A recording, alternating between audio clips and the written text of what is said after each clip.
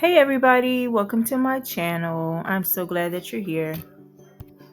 So I have a little story time for y'all and it's a good one. So let's get right into it. So the year was the early 2000s. I was in my second year of college and living in the dorms attending a school in a small Alabama town.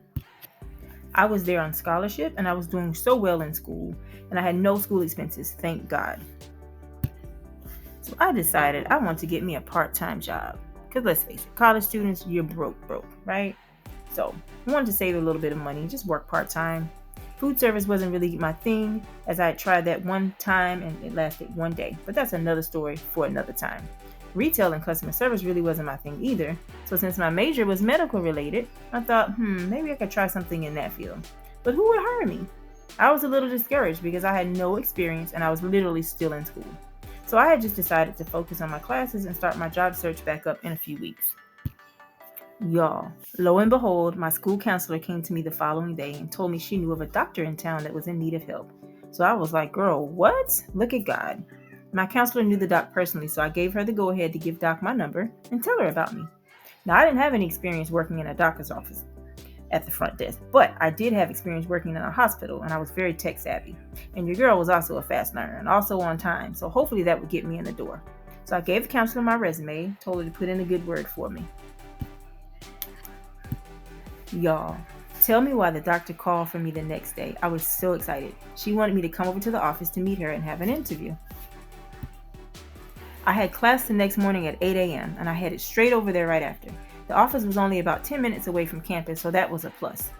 Anyway, I get over there and it was a black woman, y'all. Not only a black woman, but she was the only black female chiropractor in town at that time. So I was like, okay, sis, I see you. I see you. Anyway, the interview went great and she hired me on the spot. I would be her front desk person. It was her private practice, so she was a solo doctor. I would be working 3 days a week, coming to work around 10 a.m. and leaving around 2 p.m., which was perfect for me because I had one morning class and the rest were evening classes. So I would be answering phones, scheduling appointments, verifying insurance, checking patients in and out, and stuff like that. Pay wasn't bad, and she was paying every Friday. Cool. So she had me come in the very next day and she started showing me what I'd need to do, how to verify the insurance, how she wanted her patient scheduled, and all that stuff. She also gave me a tour of her office. She had me to shadow her on how she wanted things done for a few days, and by day 3, your girl pretty much had it down. Told y'all I was a fast learner, right? So, I will never forget, it was a Friday afternoon. The office closed from noon until 1 p.m. for lunch, so most times I would bring my lunch and just eat in the office. So I was sitting there eating my lunch. Doc would sometimes eat there or go out for an hour and then just return. Well, this particular day, right before noon, a tall, nice looking gentleman walked into the office. I immediately greeted him and asked him how I could help him. Before he could say anything, Doc comes to the front and tells him to come on to the back. So, me being me, I'm like, okay, I guess she knows him. He's obviously not a patient, right? He stayed back there for an hour or so and left right before the office reopened for lunch. I didn't think nothing of it, just went about my day. So, a few days later, Doc comes to tell me and says, hey, we're going to call him Matt Johnson for the purpose of this video, but Doc says, hey, if a gentleman named Matt Johnson come by today, just send him on back. So I'm like, okay, Doc, sure. I still didn't think anything of it, since vendors would sometimes come by as well as contractors discussing things that had to do with the office. Plus, it was none of my business. This man would come by at least twice a week, y'all. So fast forward about 2 weeks later. I come into work and Doc says, hey, listen, if you get a call from this number, don't answer it. She hands me a piece of paper with a number on it and I'm like, oh, okay. I'm a little confused but curious at this point. Mind you, she continues to see her patients as normal during this time. Another few weeks go by. Doc tells me on this day to start locking the door behind me when I come in for the day. Now I'm starting to wonder what the heck is going on because what? Why? I didn't ask her that directly, but I did ask her was everything okay. And she's like, oh yeah, it's fine. Just want to be safe, since we're ladies in here. So I'm like, okay. So when patients arrive, do they have to knock or call or what?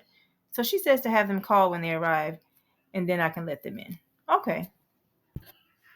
A whole lot of unnecessary walking and extra work for me, but okay. So now I'm annoyed, but whatever. So this particular day, Doc leaves the office for lunch. But before leaving, guess who shows up at the office? Remember Matt from before, right?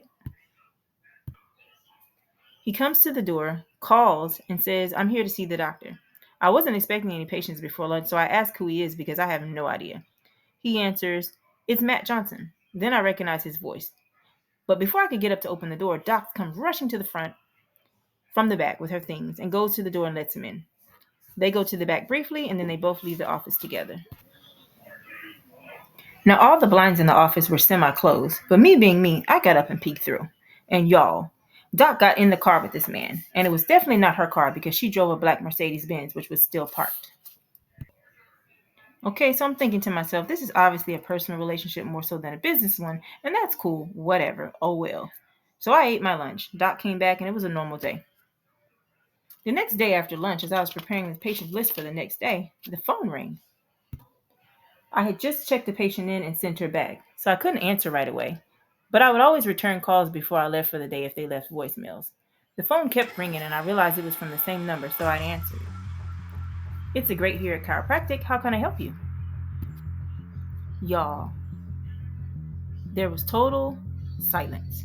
So I asked again, "How can I help you? Hello?" Then the person hung up. So I'm thinking, wow, that's odd. Maybe they had a wrong number. I went about my day, finished up, and left for the day. The following day, the same number called a million times, and each time I'd answer, they would hang up. Now remember, Doc had given me the piece of paper with the number on it a few days prior, right? And told me not to answer.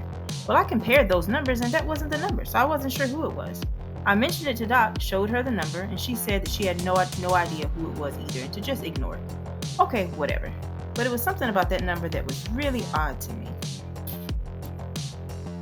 Then, y'all, I noticed on caller ID that along with the number, the name Johnson appeared. Now that was a light bulb moment.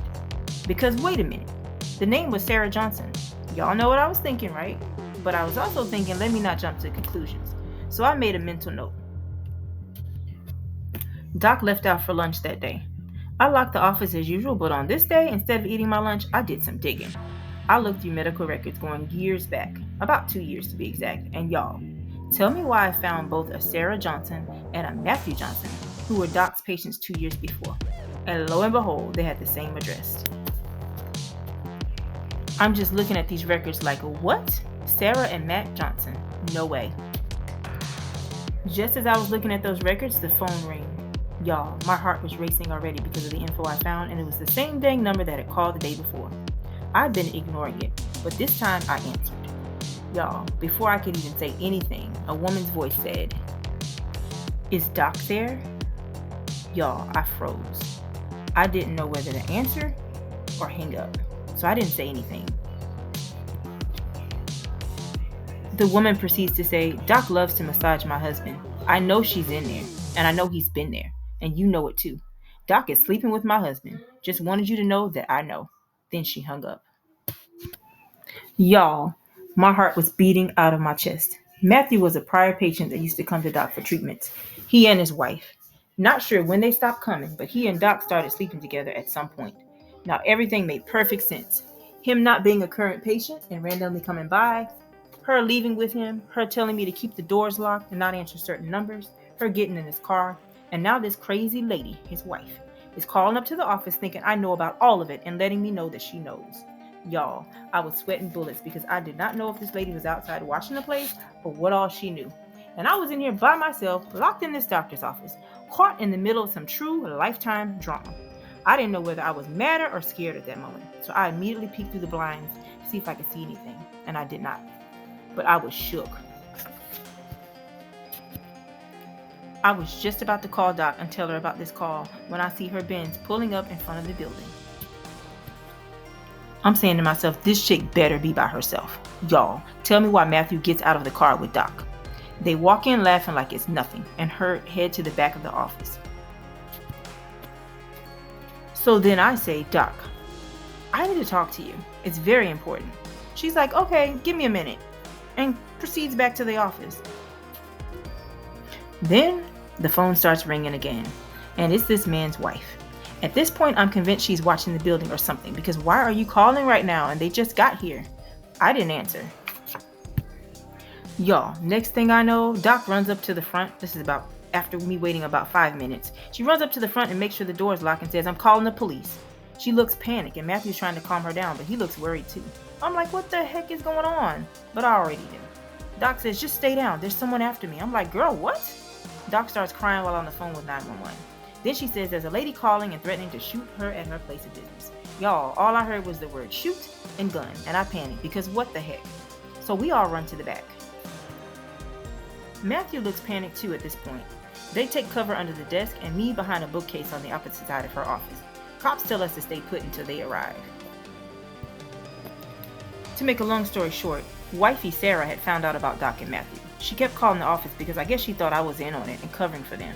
She apparently called Matthew after they arrived back and told them that she knew, had followed them, and was going to come up to the office and shoot them both. So Doc panicked and called the police. Y'all, all kinds of things were going through my head as I was sitting behind that bookshelf. Like, how the heck did I get caught up in this? I was just a 20-year-old girl who wanted a part-time job in my field for some extra money for college. That's it. Now I'm about to get shot at because Matt cheated on Sarah with Doc and Sarah thinks I'm part of it. What a way to go out, right? So, back to the main story. The cops show up and secure the area and building. Doc was crying and Matthew was mad, and me, I was speechless. Turns out Sarah indeed had a gun and was in the lobby of a hotel across the street the entire time. Sarah was arrested and Doc, Matthew, and I were questioned. I sat at the front desk with my purse the entire time they were there, because as soon as this was over, I was getting the heck out of there. Police eventually told me I was free to go, and as I was walking towards the door, Doc looked at me with tears in her eyes and said, I'm so sorry. Y'all, I didn't even respond. I got my things, got the hell out of there so fast, got in my car, and left. Like, time to head out, it's done, it's over with, through. I had ended up working there for a total of 3 months, y'all. I never told my counselor that I wasn't working there anymore or what had happened. I ended up working as an RA on campus for my remaining time in college. It wasn't very much money, but at least I had my life. I never heard from Doc again while I was there, although a few years later, after finishing college and moving to Atlanta, my old school counselor called and reached out to me and told me that Doc had asked about me and raved about how I was such a great employee. I still never mentioned what happened as it was so bizarre, I'm not even sure my counselor would have even believed it. I learned so many life lessons that day. One is that people and things aren't always as they appear. Two, that no matter your profession, your personal life can play a huge role in your success or hindrance. And three, that sometimes you can simply be in the wrong place at the wrong time. I also learned to trust my gut. When something doesn't seem right, it probably isn't. Anyway, that's my crazy story, y'all. I hope it made you laugh, I hope it made you think, and I hope it kept you wondering. I'm out.